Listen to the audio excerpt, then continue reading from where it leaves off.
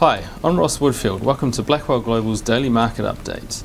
Starting off with the US dollar index, and it had a solid day, clawing back some of the recent losses.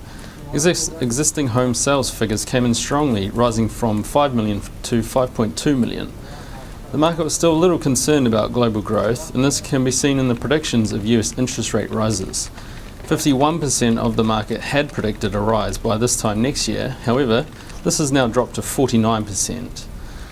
And US inflation figures are due out later on today and are expected to rise to 0.1% month on month.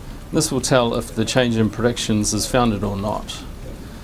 And looking at the Aussie dollar, and had a mixed day and rose on the positive Chinese data, but gave the gains back ahead of Australian CPI figures and a speech by RBA Governor Stevens later today. Chinese GDP beat forecasts to come in at 7.3%, and industrial production rose strongly from 6.9% to 8%.